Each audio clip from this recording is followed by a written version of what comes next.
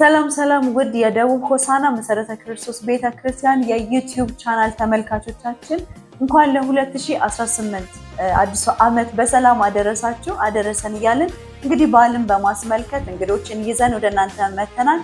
ሁላችሁም በያላችሁበት መልካም በዓል መልካም ቆይታ እያልን ወደ ፕሮግራማችን እናልፋለን።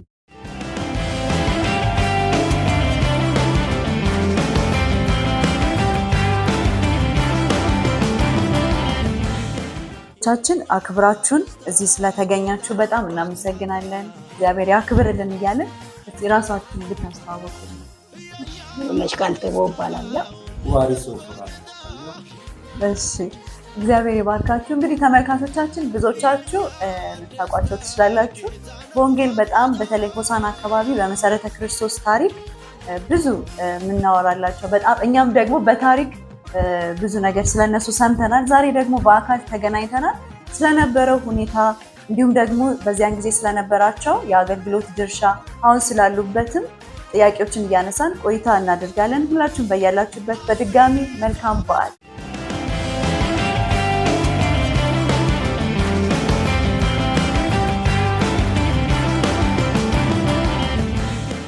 እንግዲህ ብዙ ሰምተናል ስለእናንተና የመሰረተ ክርስቶስ ታሪክ በጣም ብዙ የሰማናቸው ነገሮች አሉ። እናንተ ደግሞ እስቲ ስለነበረው ሁኔታ እንዴት ነበረ ሲጀመር እንዴት ነበር የሚለውን አመጣጡ ጀምሮ ልትነግሩ። ክብሩ ለእግዚአብሔር ይሁን።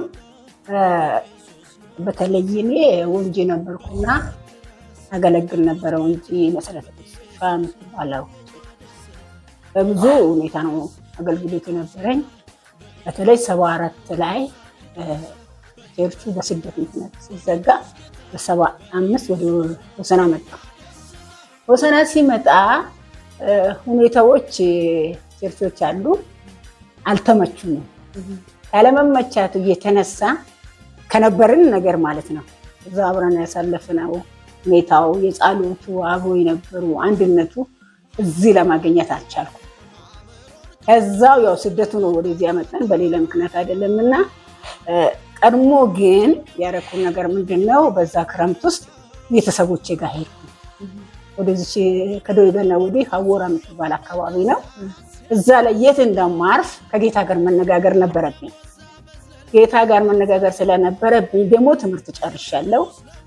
ስራ መፈለግ አለብኝ። እንዴት እንደሚሆን ጌታ እንዲነግረኝ ስለፈለግኩኝ ቤተሰቦቼ ወደ በዛን አካባቢ ያሉት በብዛት ኦርቶዶክስ እና ካቶሊክ ናቸው።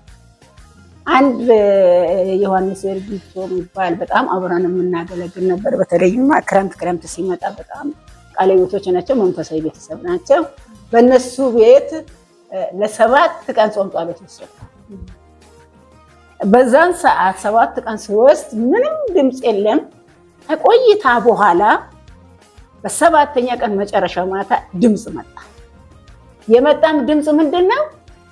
ያው ሆሳና እንደሚሆን ሆሳና። ከዛም በኋላ ገመድ ባማረ ስፍራ ወደቀች ርስቴም ታወበችልኝ አለ። የጌታ ድምፅ ነው። ሃሌሉያ አሜን። እሱን ከሰማ በኋላ ውስጤ ጸና። የት እንደሚሆን ሆሳና እንደሚሆን። ከዛ በኋላ ተነስቼ መጣው። ከ7 ቀን ቆይታ በኋላ እግዚአብሔር የሰጠኝ ቃል ይሄ ነበር። ከዛ በኋላ የት ነው መሆነው ሲል ሆሳና። እንደሰው በጆሮዬ በድምፅ ነው ጌታ ይነገረኝና ሆሳና ገባሁ። ሆሳና ሲመጣ የሆነ ቤተሰብ ነበረኝና ሲመጣ እዚህ እንትን አካባቢ ላይ የሆነ ወንድማችን ታሪኩ ባለበት ከሱ ጎን ያለ ቤት ከአንገት ጨር የሰማምር ነው ገብረ ስላሴ ይባላል። እሱ እዛ መጥተው ቤት ገዝቷልና በሱ ቤት የሚቀመጡትን ልጆች እንፈልጋለን ብለው የሱ ባለቤትና የኔ አጎት ልጅ ሁለቱም እህታማማዎች ናቸው። ከዛ እየተነሳ እዛ ቤት ውስጥ የሚቀመጠው ሰው እንፈልጋለን አሉ። እኔ ቤት ቁጭ ብያለሁ እንግዲነት መጥቼ ማለት ነው። እኔ እቀመጣለሁ አልኩኝ ስላቸው እንዴት ትቀመጫለሽ? ተምረሽ ትምህርት ጨርሰሽ እዚህ ምን ታደርጊያለሽ? እጅ ስራ ሰራለሁ እዚህ ተቀምጬ እኔ አሁን በዛ መስመሬ ነው እንትን ያለው። ከዛ ስል ጨረሻ ላይ እዛ መቀመጡ ተፈቀደልኝ። ከተማሪ ልጆች ጋርም አብረን እያለሁ ከወንጂ የመጡ ልጆች ደግሞ እንደኔ በራሪ የመጡ ነበሩ። በተለይ ወልደ ማርያም የሚባል ቢኳየር አገልጋይ ነው። እኔ በኤ ነው የማገለግለው። ያ እሱ መጥተው እዚህ ነበረና ያ ወንድም ፈልገው ተፈላልገን ተገናኘን። ሌሎችም አንድ ሶስት ነበሩ፣ ብዙም አይደለም እነሱ። አሁን እሱ ደግሞ እዛ በስደት ምክንያት ስለወጣ እዚህ በቃ ትምህርት ልማት የአንድ ዓመት ክርስቶስ አገልግሎት ተሰጥቶት ያገለግል ነበረ። ያንን ትቶ ነው የመጣ። በቃ ስደቱ በጣም ያበሳጭ ነበርና ከዛ የተነሳ ብሎ ነው የመጣ። አሁን እሱ መጥተው ትምህርት ቤት ጀምሯል፣ ተመዝግቧል። ተፈላልገን በዛች ቤት ውስጥ ነው የተገናኘነው። ከዛ ከተገናኘን በኋላ ወልደ ማርያም ምን ይሻለናል እንደነበርን አልሆነም እና እኛ ራሳችን እዚህ መጣው ምን ነው ተሰባስበን ብንጀምር፣ እኔ ይሄ ይሆናል ብለን አይደለም፣ እንዲህ ዘልቃል ብለን አይደለም፣ ብንጀምር ለምን ህይወታችን እንድናባ ብዬ ሀሳብ ሳቀርቦ እሺ አለ። ከዛ በኋላ ልጆች ፍለጋ ገባ። 4 ልጆችን አገኘ። ከዛ በኋላ እሱም እኔ እየፈለግኩኝ እሱ ደግሞ ወደ ናዝሬት ተመለሰ። እቃዎችን አላመጣም፣ ወንጂ ነው። ናዝሬት ደግሞ ለዚህ ያስተማሩን በተለይ ታደሰ ነገው እንደገና ደግሞ ከድር ደርጭሙ የሚባሉ መጋቢዎች ነበሩ። እነዛ መጋቢዎች በዛን ሰዓት በስደት በጣም ይፈለጉ ስለነበረ የሙስሊሞችን ኩፍያ አናት ላይ ደፍተው በተለይም መጋቢ ከድር ከተማውን እየዞረ ህዝብ ይሰበስብ። በዚህ መሃል ነው ወልደ ማርያምን ያገኘው። አንተ የት ነው ያለው?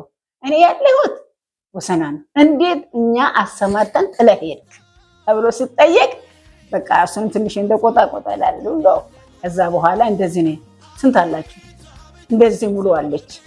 በደንብም አሁን የተበተነ ሰው ስለሆነ እነሱ ናዝሬት ናቸው፣ እኛ የት ነን? ወንጂ ነን። ከዛ በኋላ ያው እወዛወዛለሁ ሲያገለግል ሲዘምር ኳየር ላይ ያቺ የምትወዛወዘው ብሎ በዚህ ያረጋገጠ።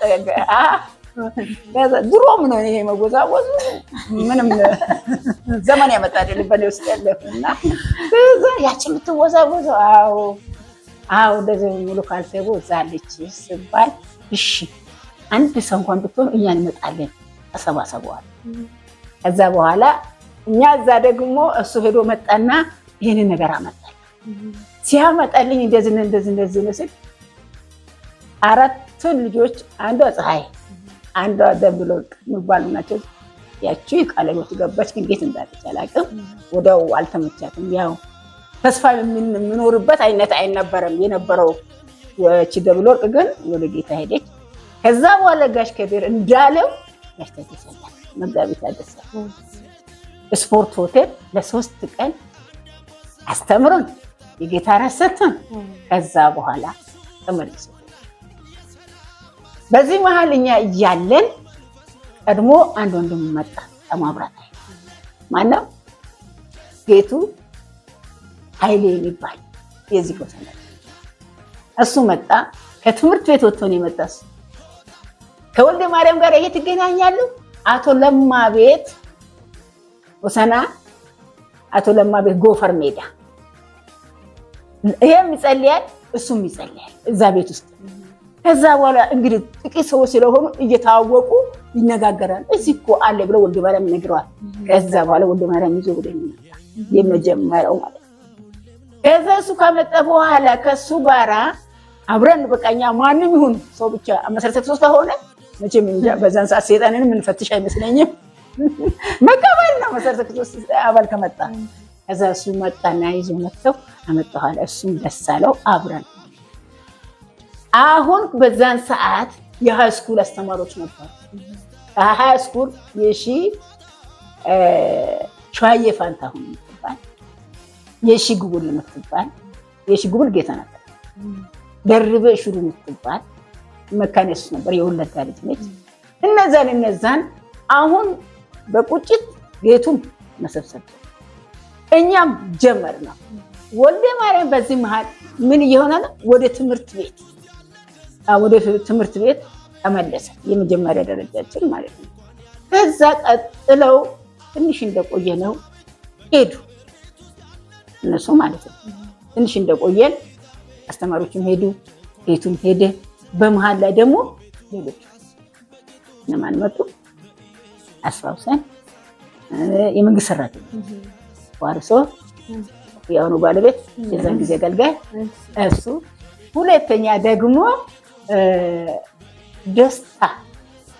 ደስታ ባለሱም እንትን ነው የመጣ ከትምህርት ቤት ተመርቆ ነው የመጣ እነዛ መጡና አሁን ከነሱ ጋር እንደገና ሁለተኛ ምዕራፍ ጀመረ አገልግሎት በጣም በሚገርም ሁኔታ የሚሮጡ ናቸው የሚበሩ ናቸው አሁን ይጸልያለሁ ከዛ በተረፈ ከነሱ ጋር ደግሞ ጀመረ እነዚህ ወንድሞች ጋር ባላ እነሱ በቃ እረፍት የላቸውም በቃ ከገዳም ቢያመጡ ያመጣሉ ቃል ነገር አላቸው መሮጥ ነው በዚህ ሰዓት ብዙ ነገር ነው ቢዚ የሚያደርገው የመንግስትን ስራ ከሰሩ በኋላ በጌታ ነገር ቢዚ ናቸው እና እንደዚህ ያገለግሉ ነበርና በእነዚህ ውስጥ ያለፍን ያው የእግዚአብሔር ጊዜ ሆነና በተለይ ያው ምንማረው ብዛ ነው ይመጣሉ ያገለግላሉ በተለይ ጋሽ ከድር በተለይ ስልጠናዎች አሉ በጣም ደካማ ቤት ነች አፈር ቤት ነች የምታምር አይደለችም እና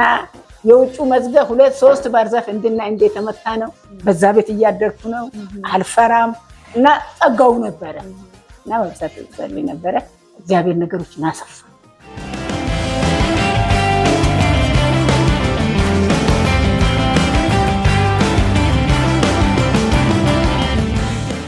እሺ በዚህ ሐሳብ ላይ ደግሞ እርስዎ ምን ይላሉ በዛን ጊዜ ስለነበረ ሁኔታ የሚጨምሩት ሐሳብ አመሰግናለሁ ዋናውን እሷ ተናግራለች እኔ መስከረም 2 1980 ነበረ ሆሳና የገባው የመንግስት ስራ እና እንደገባው ያው ሙሉነሽን እህት ሙሉነሽ ካልቴቦ እዛ ናትና አግኛት ተብዬ ነው የመጣሁኝ የሚገርመው አንድ ሰፈር ነው እሷ ሰፈር ነው የገባሁት እና እዛ ስገባ በግድግዳ ላይ 2 ጥቅሶችን አነበብኩ እስከዛሬ አልተረሳኝም በውስጤ ሀዘን ነበረ እና ትካዜ ነበርና ትካዜን በእግዚአብሔር ላይ ጣል አልኩኝ ለካ መልስ እዛ ቤት ውስጥ ነው ለትካዜ መልስ እዛ ቤት ውስጥ ሁለተኛው ቅድም እሷ የጠቀሰችው መስከረም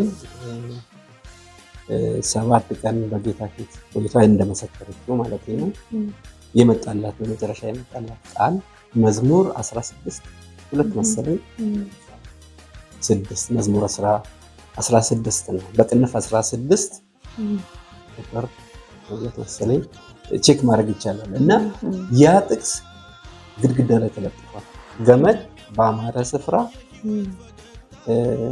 ወደቀች ክርስቲያን ተዋበች እኔ በቃ አላቅም ጉዳይ ከሆሳናም ከሷም ጋር እንደሚያያዝ ነው ግን ቀጥታ በውስጤ ስፍራ ያዘ ቶሎ ለመናገር ሞክራለሁ እና እስከ ዛሬ አልተረሳኝ ስንት ዓመት ማለት ነው መስከረም እንግዲህ አሁን ኦሬዲ እንደዛ ነው እና 2018 ወደ ኋላ 80 ስንት ዓመት ማለት ነው 38 ዓመት ሙሉ ጥቅሱ ስቲል በሷ ቤት ግድግዳ ላይ የነበረው በኔም ግድግዳ ውስጥ አለ በልብ ግድግዳ ይገርመኛል እና ከዛ በኋላ ህብረቱን አየው ያው እነሱ ነበሩ ሲያገለግሉ የነበሩት ከኔ በፊት ሌሎች ወገኖችን ነበሩ በ79 ሚያዝያ ሌላ ወንድም አስፋውሰን ደምሴ መጥቶ ነበረ በስራ ጉዳይ ባንክ ሰራተኛ ነበረ በዛን ጊዜ እሱ ወይዘሮ ኩባዬ የሚባሉትን ያገኛቸዋል ከዛ በኋላ እሱም ጌታን ይወድ ነበረ ያም ቤተሰብ ደግሞ ተግባቡ ከዛ በኋላ ፕሮግራም ማስተማር ፕሮግራም ይጀምራላቸዋል ልበይ በሚያዝያ 79 ነው የመጣው። ሚያዝያ 79 ግንቦት ይሁን እሱ ነው እነሱ ናቸው የሚያውቁት። ለማንኛውም እንደዛ ሆነ እና እኛም ተግባባ። ከዛ በፊት ወንድም ደስታ ገብረሚካኤል የሚባል ነበረ። አብረን ሆነናል። ከሱ በፊት መጥቶ የሄደ ቅድም እሷ ያለችው ወንድም ጌቱ ኃይሌ የካቲት እሱ ራሱ እንዳለው የካቲት 76 እንግዲህ እሷ መስከረም 75 ለዚህ የገባችው ቅድም የነበረው የተናገረችው መስከረም እና ጥቅምት ውስጥ የተከናወነ ነው የስፖርት ቴሌቪዥን ሳጠና። ምክንያቱም የታሪክ ግጭት ጭቅጭቅ ተነሳ። በተለይ እንግዲህ ይሄ ፕሮግራም ሲታሰብ ይሄኛው አይደለም ሌሎች ፕሮግራሞች ሲታሰቡ ጭቅጭቅ እንዲህ ምንድን ነው ይሄ እኔ ማለት ስለሆነ ውስጥ ገብቼ ለማጥራት ሞከር። እንግዲህ ቪዲዮም አንዳንድ ይቀርጽባቸዋል። ታዲያ በዛ መልኩ እኔ ህብረቱን ተካፈልኩ። እሷ የጸሎት ሰው ናት፣ ግልጽና ግልጽ እና እሷ ስለራሷ መናገርም አትፈልግም። ደግሞም ትክክል ይመስለኛል። ምክንያቱም ሰው ስለኔ አሁን ሌላ ሰው ይናገራል፣ እሷም እንደዛ ናት እና እንዳለችው ጌታ ይናገራል፣ ምሬት ይሰጣል። ስፔሻሊ በመናፍስት ኢቭን ከዚህ ተዛውረን በሄድንበትም ይሄ ነገር እና እግዚአብሔር በዚህ ይቀባት ነበረ። ሁለተኛ ነገር ደግሞ የመንፈስ ቅዱስ ሙላት አገልግሎት ነው። እሷም ያንን ታገለግል እና ወንድም አስፋውሰንም እንዲሁ ያደርጋል እና በኋላ መስከረም 280 አይደል የገባሁት።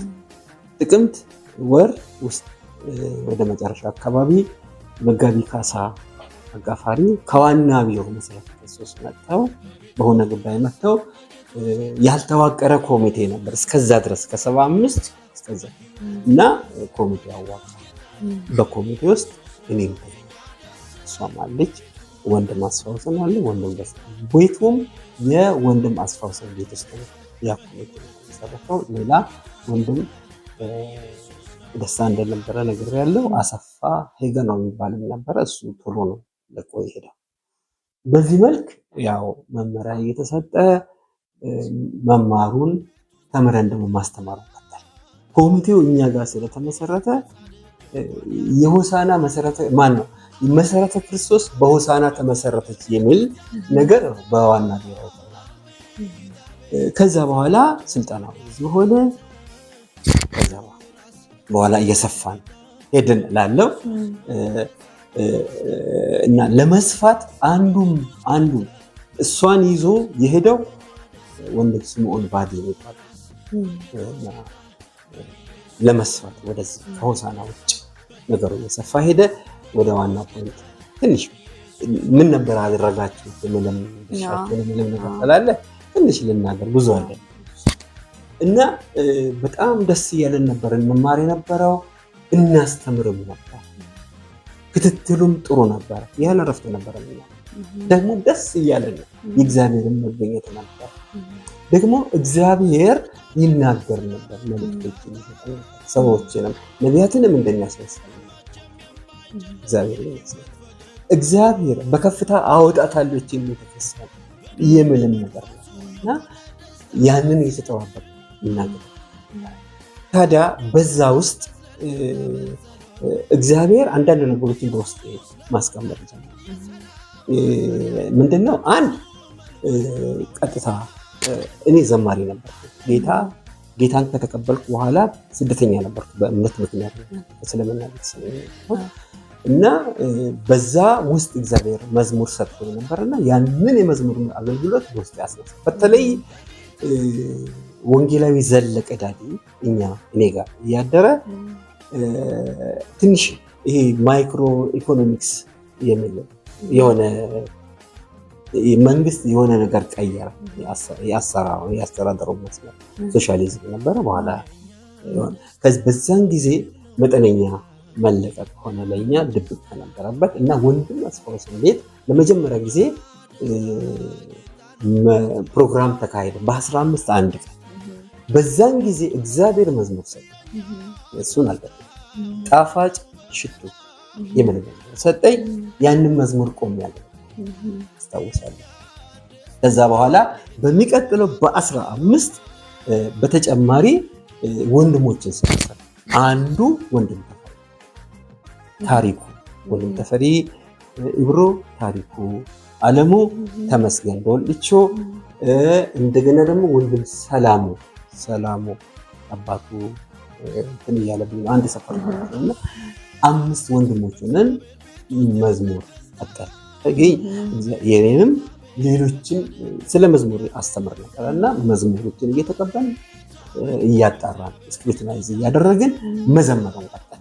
ከዛ በኋላ ለምን ወንድሞች ብቻ ለምን እህቶች ሳይገቡበት ተባለና እህት በለጡ ያን ጥያቄ ያነሱና ከዛ እህቶችን ወደ ኳየር ልልነው የመጀመሪያ ኳየር እና እግዚአብሔርን አመሰግናለሁ። አረሳምም ሚረሳም አይመስልም። ኢት ኢዝ ሂስቶሪካል እና ክብሩ ለጌታ ነው። ከዛ በላይ ያለው መናገር ፈቅድ አልፈልግም ጊዜም ስለሚወስድ። ሌላው በፍጹም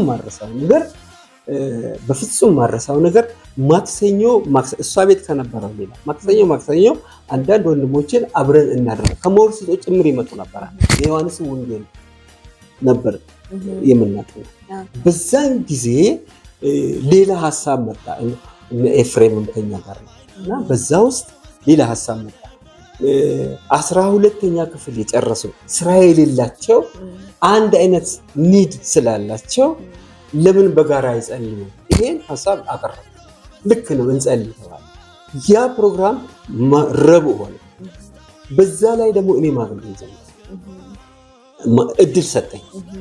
ከዛ በኋላ እንግዲህ በእውነት በዛ ፕሮግራም ላይ የተነሱት አገልጋዮች እስከዛሬ እግዚአብሔር አመሰግናለሁ።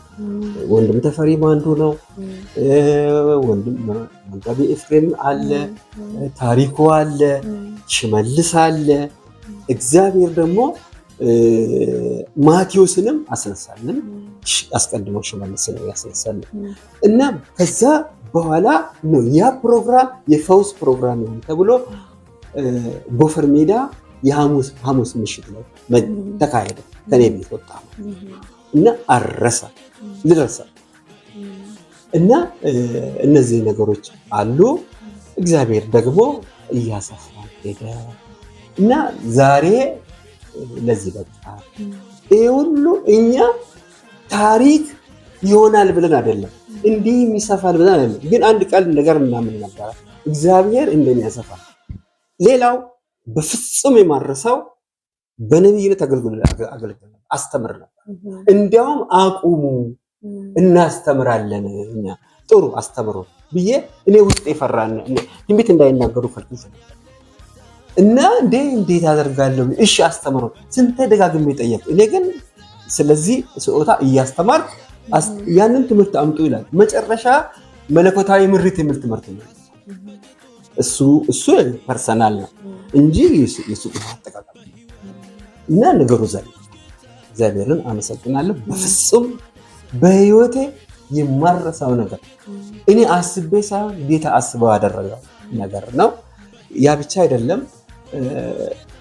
በሰፋንም ጊዜ ከዘዋይ ጭምር ተጠርቼ አንድ ጊዜ በዩገና ላይ ከ48 አጥቢያና ስርጭት ኳየሩ ሁለት መጥተው ስለ መዝሙር ማሰልጠን አስታውስ እና መሬት ላይ የወደቀ የለም። የሷ የጸሎት ፍሬ ነው። ትልቁ ነገር ጌታ ሆሳና ሲላት አገልግሎት ጋር ነው። እሷ የመሰከረችው አለ፣ ነገር ግን ያልተናገረችው ከጾም ጸሎት በኋላ አራራ የሚባል የቃሊቲ ቤተክርስቲያን አለ። እድል ተሰጣት። እሷ ራሷ ብትናገር ቆንጆ ነበር፣ ግን ጠቃሚ ስለሆነ ነው ማነሳው እና ከዛ በኋላ እዛ ላይ ስታገለግል የመንፈስ ቅዱስ መዘኛ አጋንንት እና በምልክት ነው እሷ እዛም ተገለጠ። በምልክት ነው ለዚህ ያ ምልክት ቀጠለ። ያ ነው ይሄን አገልግሎት ያመጣው። ክብሩ ለጌታ ነው። እና ያ ብቻ አይደለም። ታላቅ ወንድሜ እዚህ ነው ጌታ ነው። ታናሽ ወንድሜ እዚህ ነው ጌታ ነው።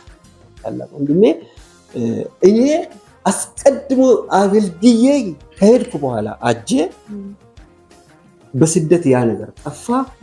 እሱ እዚህ ጌታ ከተቀበለ በኋላ እዛ ደግሞ እና ቤተክርስቲያን ተመሰረተ። ያ ብቻ አይደለም፣ ሌሎች ቸርቾችም ገቡ እና እሱ አሁን ወደ ጌታ ሄዷል። ታናሽ ደግሞ በህይወት አለ እና እግዚአብሔርን አመሰግናለሁ። በተለይ በዚህ ቦታ በሆሳዕና ከኛ ጋር እንቅልፍ ያጡ አገልጋዮች ነው። አንድ ነገር ብናገር ደስ ይለኛል። ሁል ጊዜ እኔን ያወቁት በኋላ ነው የኮሚቴ አለመግባባት ነበር። አንዳንዶች ያማርሩ ነበር። እንዴት አንዳንዶች ደግሞ ብቻ በተለያየ አቅጣጫ ይተረጎም ነበር ነገሩ።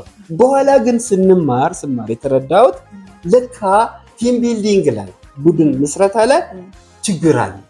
የትም በየትኛውም ስፍራ በመንፈሳዊ ይሁን በሌላ አለ። እሱ ደግሞ የራሱ የሚረግብበት ደረጃ ፎርሚንግ ስቶርሚንግ የሚል ነገር አለ። ኖርሚንግ ፐርፎርሚንግ የሚል ነገር አለ እና ያ ነው የተፈጸመው። ሌላ ምንም ጣጣ የሚባል አዲስ ቡድን ነው። አዲስ ቡድን ሊፈጠር ይችላል እና በዛ መልክ ልንረዳው ይገባል። አሁንም የከበረ ጌታ ነው።